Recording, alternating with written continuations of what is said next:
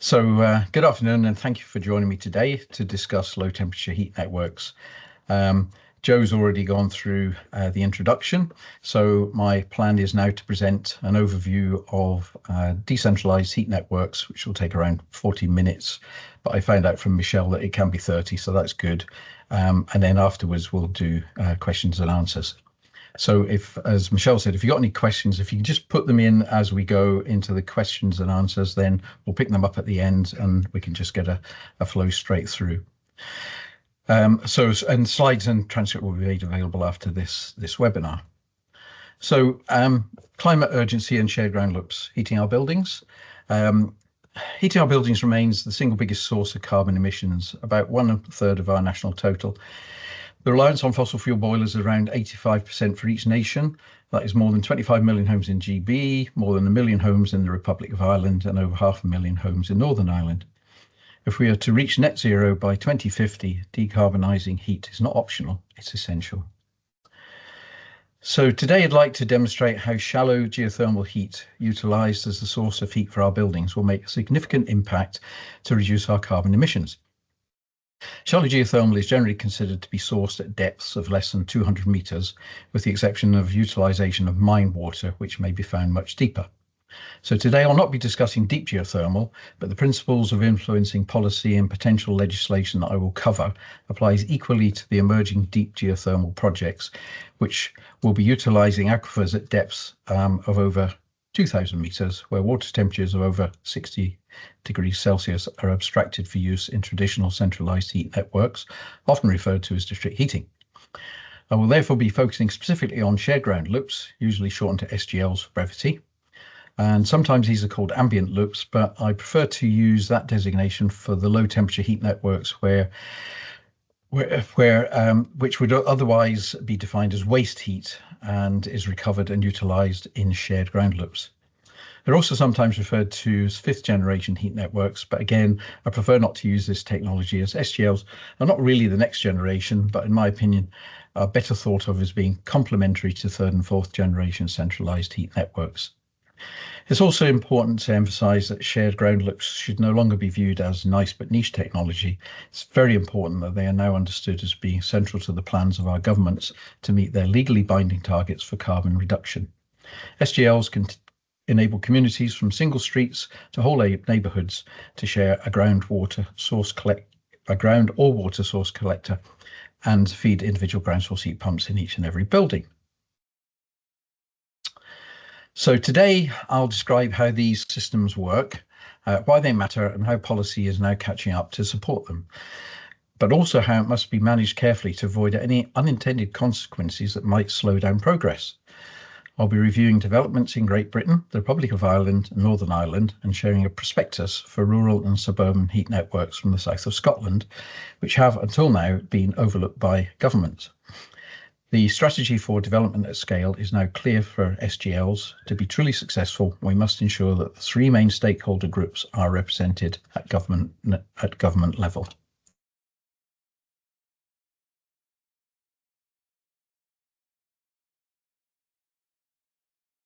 Or excuse me, just having a right. So these are namely our industry. So this is engineering, procurement and construction, that's EPC contractors, supply chain, technical specialists. And the next group is the consumers, for support and protection bodies. And the final group is operators and investors. These are the people with the money that are going to operate these units. So my agenda today, I'm sorry it's a bit long, but here we go. This is what I'd like to cover. Why decarbonisation of heat matters. I'll begin by explaining the scale of the challenge we face in decarbonising heat and the urgency of addressing it. I'll also set out why low temperature heat networks are so important to delivering this transition efficiently. Shared ground loops and heating efficiency. I'll explain how shared ground loop systems work and why they are significantly more efficient and reliable than air source systems. I'll also show how pairing them with modern low temperature heating greatly enhances both comfort and performance.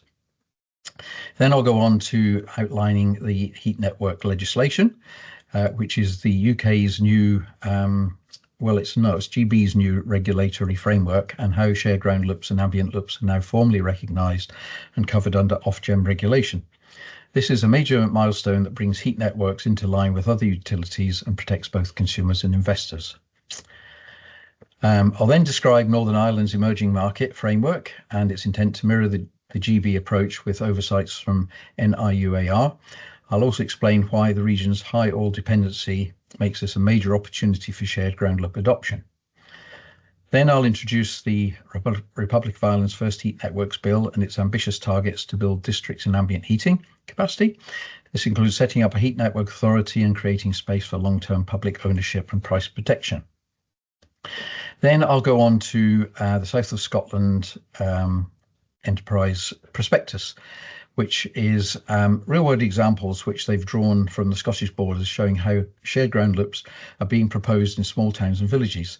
This case study illustrates how rural and suburban networks can be delivered at scale with the right planning and investment. Then on to the important stuff. I'll highlight what policy levers are required to unlock investment of these systems, including demand assurance, zoning and upfront capital support and clear licensing rules. Without these, we risk leaving good projects on the drawing board. And I have to say, this is probably the most important bit of the lot, because if we don't get investment, there's nowhere else that's going to kickstart our industry. But part of that is consumer protection. So I'll explain why strong consumer protection is fundamental, covering fair pricing, reliable service and accurate billing. Without public trust, we won't see the uptake or political support needed for a wider rollout. And then I'll summarise it all and just cover the main points and call on all of us, engineers, advisors, policy professionals, to champion shared ground loops in our own work. I'll encourage active involvement in shaping policy and zoning and prioritising consumer benefit in everything we build. So why decarbonisation of heat matters? Probably all seen this many times, but anyway, here we go. Heat accounts for 37% of the UK's greenhouse gas emissions when you include industrial processes. Buildings alone, heating and hot water represent nearly a fifth of our total carbon emissions. In other words, a huge portion of our climate problems comes from how we heat our homes, offices, hospitals, and other buildings. So ambient heat networks, I did mention those and I'm not really going to go on to them, but this is switching to individual buildings to heat pumps is part of the solution, but it's not the whole solution. To truly tackle the challenge, we also need heat networks, systems that efficiently connect multiple buildings to low carbon sources of heat. These sources can be almost anything: the ground or surface water using SGLs, underground aquifers, data centres, or waste heat from industry. I've listed 15 of the top ones there, but I'm not going to go through them all. By linking buildings together to share these renewable and waste heat sources, networks can decarbonise heating on a much larger scale than isolated heat pumps alone. So low temperature and ambient heat networks go a step further beyond traditional district heating. By operating close to the natural environment temperature rather than at 70 degrees to 80 degrees for centralised heat networks, they dramatically reduce heat losses in distribution, cut operating costs and open up possibility of tapping into heat sources almost anywhere. Another big advantage is how they help balance the electricity grid. These networks act like thermal batteries. For instance, when wind and solar power are plentiful and cheap, we can run heat pumps harder to store extra heat in the ground or in the water. Then during peak times, buildings draw on that stored heat, which means less strain on the grid when electricity is in short supply. That is both the urgency and the opportunity of heat decarbonisation. We urgently need to cut those emissions and resiliently. Which brings us to the technology itself, how exactly these modern heat networks work and why they're so efficient. So a shared ground loop network is simple in concept but powerful in effect. Imagine a neighbourhood of homes or a block of flats all sharing a common loop of pipes buried in the ground or submerged in water. The loop could be a series of vertical boreholes drilled deep into the earth, or coils placed in a suitably large body of surface water. Instead of each building have its own separate ground heat collector, they share this one ground loop as a thermal resource. The loops don't even need to be connected to each other than through the mass of the ground itself. For example, in rural communities, some homes may be outlying farmhouses, but as long as they're within the heat network zone, they can benefit from being part of this shared asset.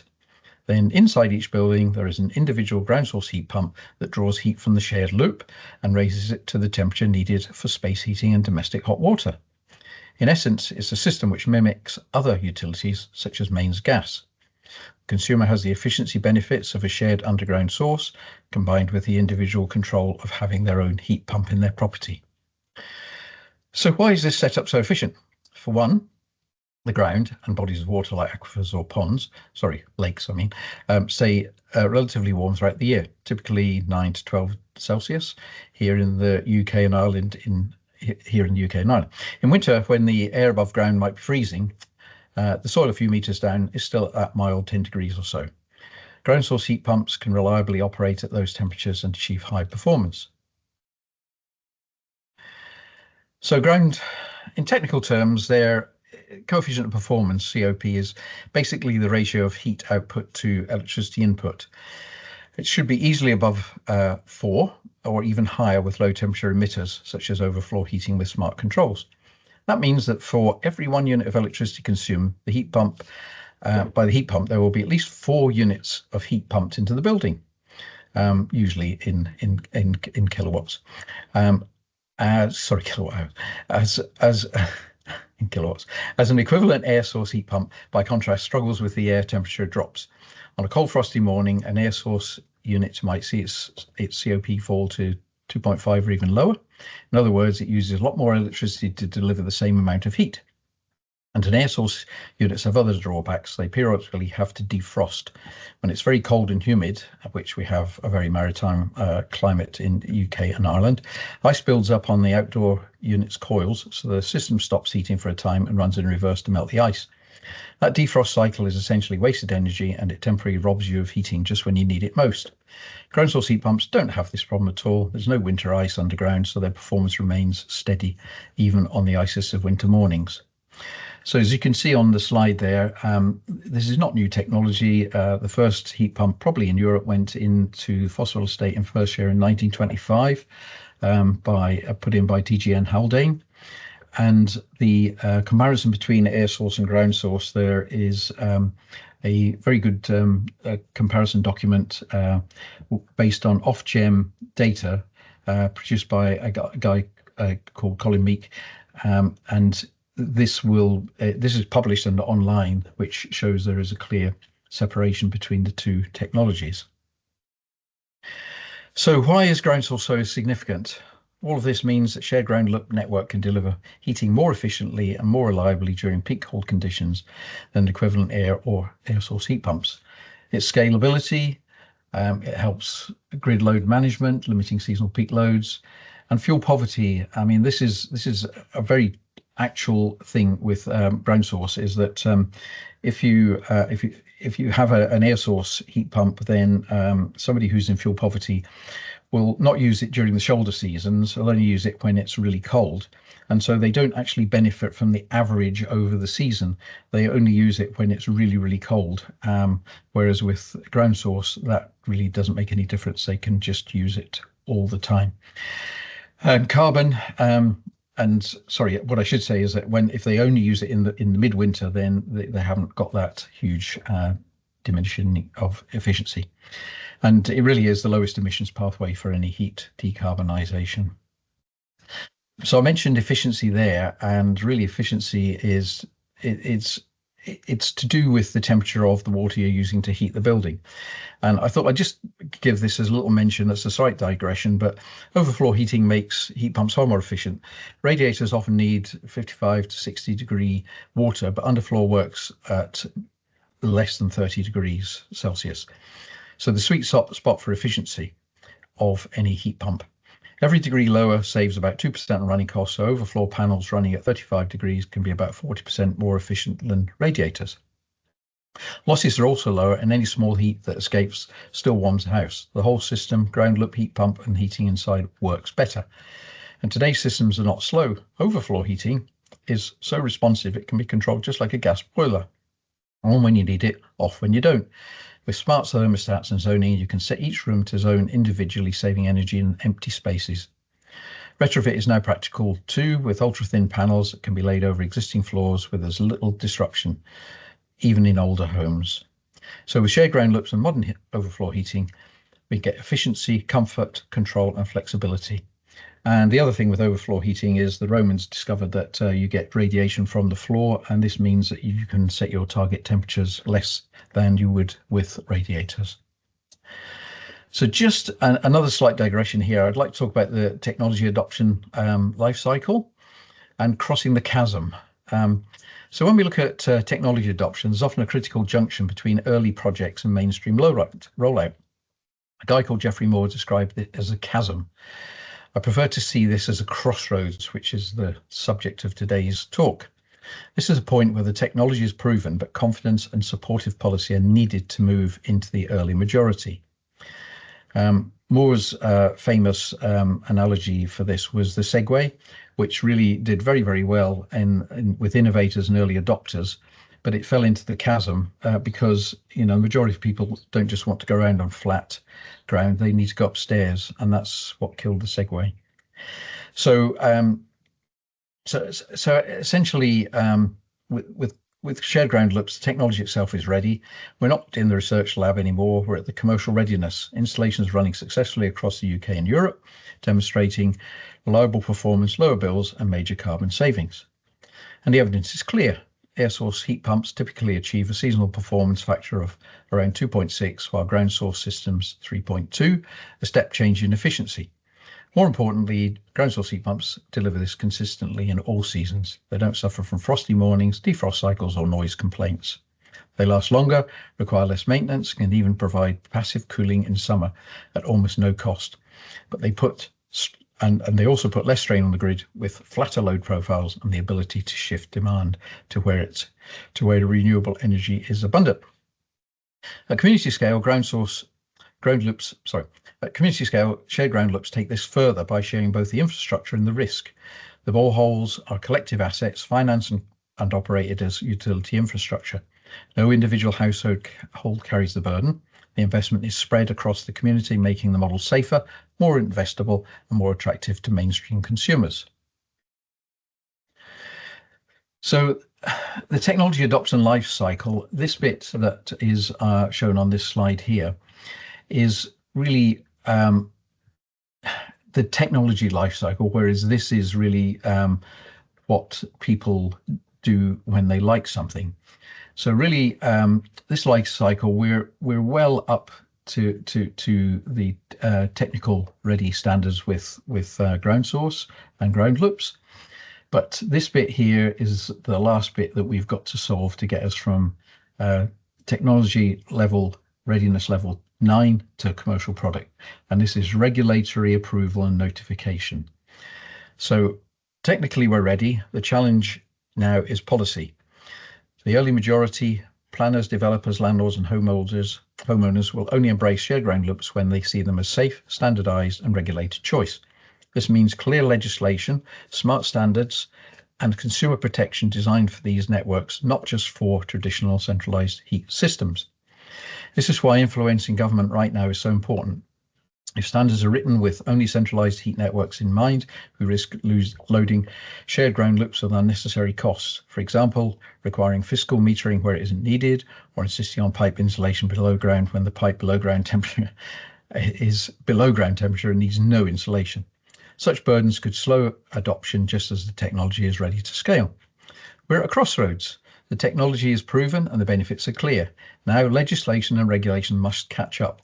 With the right supportive framework, shared ground loops can move from early adopters into mainstream rollout, delivering efficient, affordable and low carbon heat to communities across the UK and Ireland. So UK heat networks. Here in the UK, we're on the verge of bringing in full regulation for heat networks. This is a big shift. Up until now, district heating schemes, including shared ground loop systems, have operated in relatively unregulated space, unlike gas or electricity markets, which have had regulators and strict rules for decades. This is about to change. The government introduced a heat networks market framework as part of the Energy Act in 2023, and this new framework will start coming into force from January 2026. For the first time ever, we'll have Ofgem, the same regulator that oversees our gas and electricity markets, directly regulating heat network providers. What does this regulation mean? First, any operator running a heat network will need to hold a license to operate, just like energy companies do.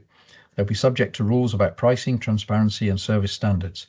Ofgem's involvement means that customers on heat networks should gain protections and rights comparable with those enjoyed by gas and electricity customers.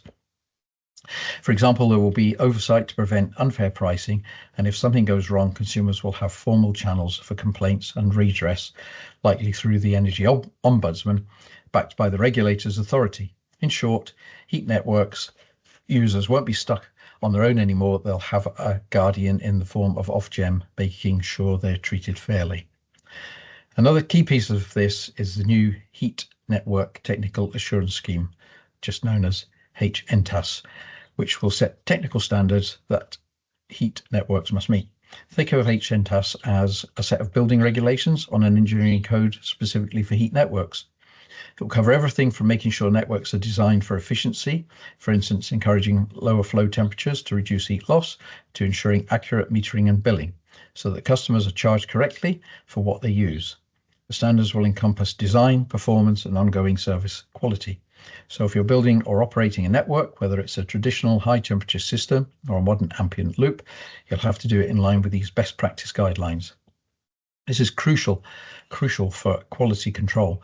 It means a poorly designed or run system, one that leaves customers high bills or unreliable service, would fail to meet the required standards and presumably wouldn't be allowed to operate without improvements. Critically, and this is relevant to our topic, the legislation explicitly confirms that ambient temperature networks and shared ground loop systems are included under the definition of regulated heat networks for UK. For GB. There had been some ambiguity in the past about these very low temperature systems because they don't fit the traditional image of a district heating scheme with one big boiler house feeding many buildings. Now the law makes it clear if you have a shared ground loop providing heat to multiple buildings, it is considered a heat network and will be regulated as such. This clarity is important for a few reasons. For investors and developers, it removes any legal grey area. They now know these projects are officially recognised in law, which gives them confidence that the same rules and support schemes apply to SGL networks as to any other heat network. It also means that these networks can access the same kinds of funding or incentives that other heat networks can, and they must abide by the same consumer protection obligation. All of this signals a major turning point. We're essentially moving heat networks from being niche or nice to have pilot projects into the mainstream energy system. Once regulation kicks in, the heat network sector in the UK will start to look and operate much more like a utility market. Investors often actually prefer a regulated market because it offers more stability and predictability. For example, potentially steady returns under an agreed regulatory model rather than the uncertainty of unregulated one-off projects. Consumers, on the other hand, will benefit from measures like price caps or benchmarking to ensure that heat network tariffs are fair compared with gas or other options, and guaranteed minimum service standards. For the industry as a whole, this framework provides a clear structure for growth, and it essentially says, if you build or run a heat network, here are the rules and standards, follow them, and you can operate with a license across the country. In summary, GB's new heat network market framework, as set out in the 2023 Energy Act, will bring shared ground loops and other innovative heat networks into the fold of regulated energy infrastructure. It professionalises the sector, protects consumers, and gives investors a green light in the form of a stable, well-regulated environment that de-risks projects. This really is a major turning point. It's the moment when ambient and low-carbon heat networks move from the margins to become a central part of our strategy for decarbonising heat. So, in the Republic of Ireland, and I hope I've got this right, but it would appear that we see a similar positive story. Ireland has historically had very little district heating until recently. There was essentially no legal framework or large-scale projects in place. But now the Republic of Ireland is moving rapidly to catch up. The government has drafted Heat Networks Bill 2024, which is the country's first dedicated law to enable and regulate district heating. This is a landmark step, providing the legal foundation that was missing to develop heat networks across Irish cities and towns. We just need to make sure they remember about shared ground loops. What will the Heat Networks Bill do? For starters, it'll establish a new Heat Network Authority, essentially a national agency responsible for overseeing and coordinating the development of heat networks. This authority will likely play roles in planning, licensing, and perhaps financing, or even owning network infrastructure. The bill also includes provisions to ensure price protections for consumers, meaning that customers on a district heating scheme in Ireland shouldn't face exorbitant unfair heating costs. Prices might be benchmarked against other forms of heating or regulated to prevent any abuse of the monopoly position. And furthermore, the legislation will allow long-term state ownership of heat network infrastructure if it's required. In other words, the government, traditional or local, could take an ownership stake in networks or retain ownership of the main asset to ensure strategic control and public benefit. This could be akin to how some countries heat their electricity grids or water systems, acknowledging that heating could be considered critical infrastructure where public ownership or strong public control can sometimes be advantageous. So very similar to what the UK is offering. In Northern Ireland, the situation is a bit different, but equally promising. Northern Ireland today has very few heat networks in operation. It's largely a new frontier for this technology. One reason is that Northern Ireland has historically relied heavily on heating oil for home heating, especially outside Belfast. In fact, about 65% of homes in Northern Ireland are still heated by oil boilers, which is much higher fraction than in Great Britain. There's also less of a gas grid in Northern Ireland's rural and small town areas compared with, say, England. This means there's a tremendous opportunity to leapfrog directly from oil to low carbon heating solutions like heat pumps and heat networks without necessarily going through a widespread gas phase. The Department for the Economy in Northern Ireland is currently developing heat network market framework, specifically for Northern Ireland. They're essentially taking cues from what's happening in GB and tailoring it for the Northern Irish context. The plan is to make the Northern Ireland Authority for Utility Regulation, NIAUR, which is Northern Ireland's equivalent of Ofgem, the responsible regulator for heat networks.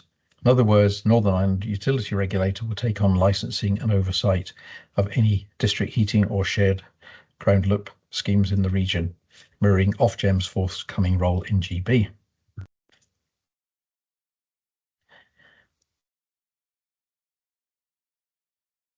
So just looking at other mature environments. And I was in the United States last week, and it's very interesting to see what's going on there. The federal shifts a US model for geothermal. This might be a surprise to everybody, but before turning to the South of Scotland's case studies, it's worth pausing to look across the Atlantic. The United States has recently undergone a profound policy shift that is reshaping the investment climate for geothermal, and in particular shared ground loop networks. The Trump administration's domestic policy package, often referred to as the One Big Beautiful Bill, created one of the strongest openings for geothermal investment for decades. By extending the 30% investment tax credit through to 2023, and by carving out an exemption to the IRS limited use property rule, the legislation has made it straightforward for utilities, developers and financiers to own and lease ground loop infrastructure. In effect, the traditional barrier, expecting each individual building owner to fund their own boreholes, is removed.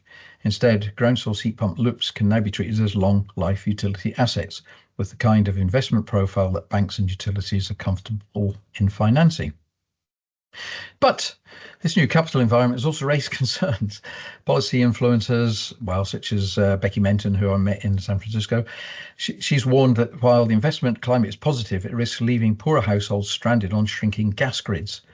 As more affluent and organised communities move into geothermal, those left behind on legacy gas systems may face rising bills to cover the sunk cost of pipelines. This inequity risk is real. Those least able to finance their own transition could end up carrying the highest costs.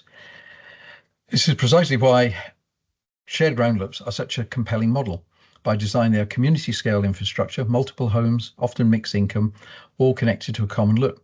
Because the loop is financed or owned by a utility, municipality or third-party investor, no individual householder shoulders the drilling costs alone. Everyone moves together and nobody is left trapped paying for an expensive gas remnant. Shared loops make geothermal adoption a collectible, equitable solution rather than a privilege for the few.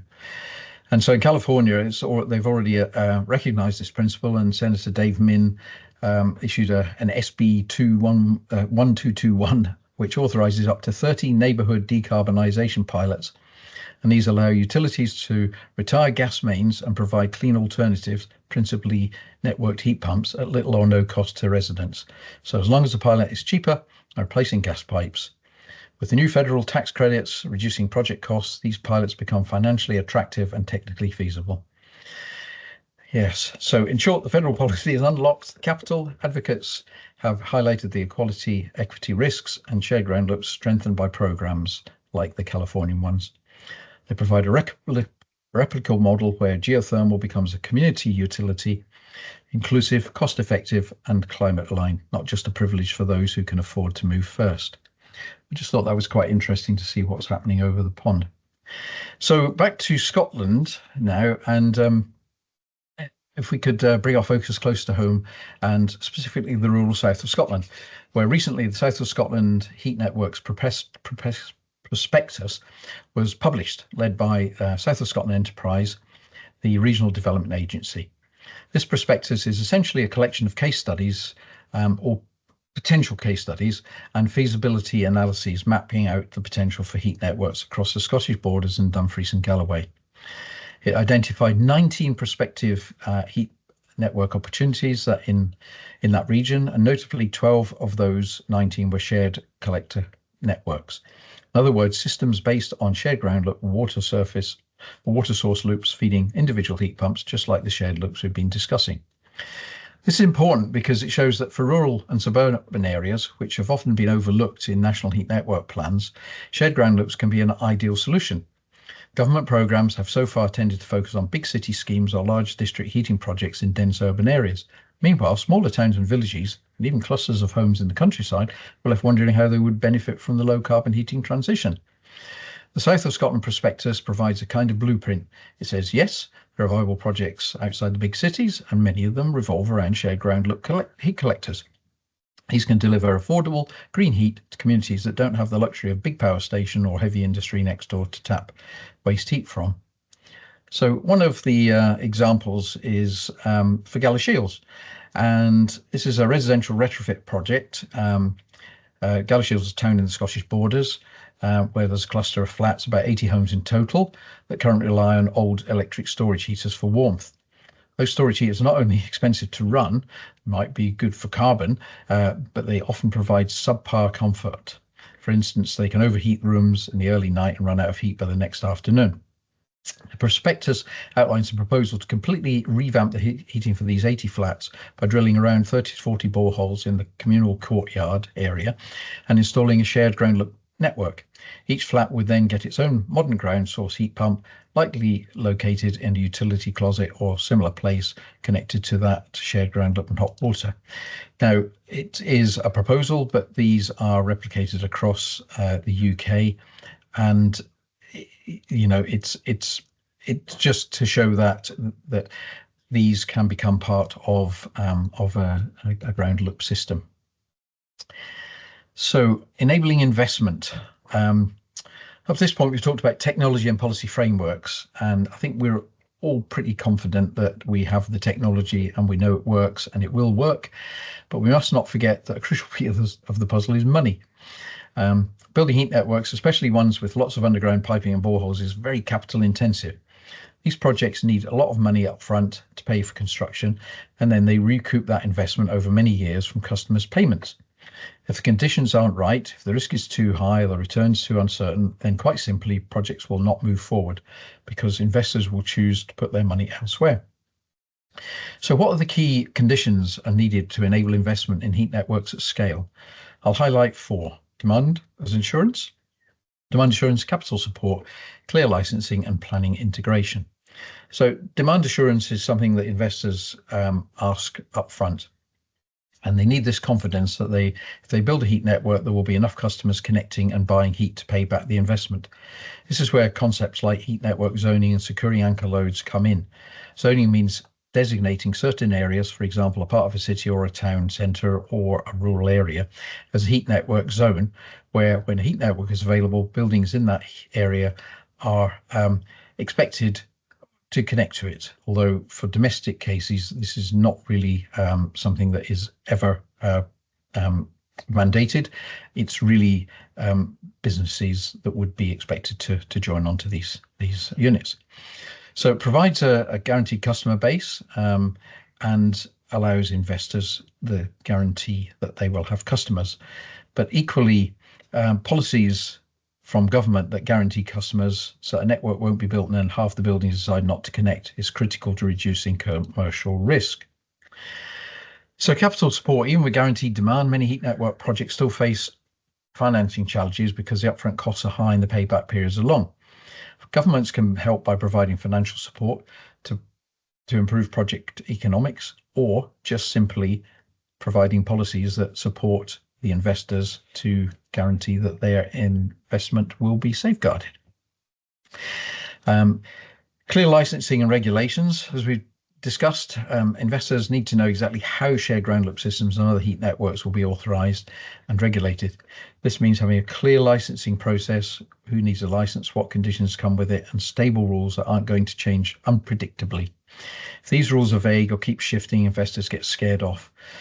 But if they're well defined and consistent, it gives investors confidence to plan 20 to 30 years out. It's similar to how renewable electricity projects boom once clear support mechanisms and regulations were set. Money flows when the rules of the game are known. For heat networks, knowing things like, will my pricing be regulated? What technical standards must I meet? What happens if I don't meet them? Having answers to those in advance helps investors weigh risks and returns. Clear regulation can actually make heat networks more attractive to investors because it turns them into a more predictable utility-like business. And of course, planning integration. This is about making sure that our planning systems and local government actions actively support heat network development instead of hindering it. For example, when local authorities create development plans or consider planning applications, they can include requirements or incentives for developments to connect to a heat network if one is available or planned. At least be network ready. They can safeguard routes for pipes when doing roadworks or coordinate infrastructure projects. That if a street is dug up for water mains, maybe a heat network pipe can go in the same time. That's probably a nice thought. So the message here is straightforward. If governments, national and local, clearly put these enabling conditions in place, then investment will flow into heat networks. There's plenty of green capital out there, as you can see on that graph. These large investors really want this type of project. But if policies are unclear or commitment is weak, for example, no one is sure if customers are actually compelled to connect or funding programs keep changing year to year, then projects will stall. So investors, what about consumers? So no matter how clever our technology or how innovative our financing, consumer protection is non-negotiable. At the end of the day, heat networks supply a basic necessity, heating, and they often operate as local monopolies. If you live in a building or an area served by a heat network, you typically won't have an easy alternative. You can't just switch to a different heating supplier the way you might switch electricity or broadband providers. Because of this, it's absolutely critical that customers are protected and treated fairly. The success of the entire heat network sector hinges on public trust, so we have to build and maintain that trust from the very start. So how do we build trust in the heat network? We do it through a combination of measures that ensure that the service is fair, transparent and reliable. Just breaking down a few key aspects here. Fair pricing. Customers on heat networks should pay a fair price for heat, ideally benchmarked against conventional alternatives like gas or standard electricity. Accurate meting and transport and transparent billing. Every customer should have a reliable heat meter. Reliability standards and redundancy. One worry people might have is what if the heat network breaks down? Clear recourse for problems. Even with best systems, occasionally things go wrong. So it's important to note that all heat networks, big or small, need these protections. This applies just as much to a large village shared loop serving 10 homes as it does to a big city. So finally, here's my summary. And the 4 takeaways, I believe, are that shared ground loops are highly efficient, using the ground or water as a heat source and combining it with ground source heat pumps and low temperature underfloor heating yields far higher efficiency than traditional heating. This this setup can deliver much more heat per unit of electricity than, say, an air source heat pump, and also providing great comfort and controllability. New legislation is changing the game. In GB, Northern Ireland and Republic of Ireland, new laws and frameworks are now in place or imminent to regulate and support heat networks, including ambient loop systems like SGLs. This is providing clarity, oversight and support that will help drive deployment of these systems across our country. So this is the critical one. The right policy conditions are essential for investment. We need measures like heat network zoning and anchor load commitments to assure capital grants and low cost loans with help upfront costs, clear licensing and standards so everyone knows the rules, and integration into local planning. And finally, consumer trust. It's paramount. Heat networks ask people to embrace a new way of getting heat. They often don't have a choice of supplier. It's absolutely critical to ensure fair pricing, transparent billing, reliable service, and proper recourse for customers. So just to finish off, I thought I'd go for a call to action. So please, everybody that's in the room today, champion these solutions in your work. Whether you're an engineer, a geologist, a planner, or a policymaker, keep shared ground loops and modern low temperature heating on your radar and promote them where appropriate. Often it takes just one vocal advocate on a project to put these ideas on the table and change the outcome. Engage in shaping standards and zones. Their expertise is valuable. Get involved in the working groups, consultations and committees that are developing the technical standards and implementing heat network zones. For example, if there's a consultation on heat network regulation or a local energy plan in your area, weigh in on it. The framework being built now will benefit hugely from input by practitioners who know the real world challenges and opportunities. Advocate for supportive policies, and this is just very critical, really. So when you have the ear of decision makers, be it local councillors, government officials or industry leaders, push for the kind of clear, robust policy measures we discussed. That could mean pressing for a heat network zone in a city you're working in, or arguing continued funding and incentives for low carbon heat networks. Clear and stable policy signals will give investors and communities the confidence to act. But finally, and almost foremost, really, keep the end user at heart, whatever you do. Whether you're designing a system or drafting a regulation, always ask, how will this affect the residents or businesses who rely on it? If we all maintain a focus on delivering a positive experience for the consumer, affordable bills, comfortable homes, easy to use systems, then our heat network projects will not only save carbon, they'll also delight their users. And those happy users will become advocates themselves, telling others about the benefits. We're truly at the crossroads. With the right standards in place and supportive policies backing them up, we can deliver affordable, low carbon, future-proof heating across the UK and Ireland on a huge scale. It's a moment of great opportunity. We can slash emissions and improve energy security and build better heating systems that serve our communities for decades to come. Thank you all for listening.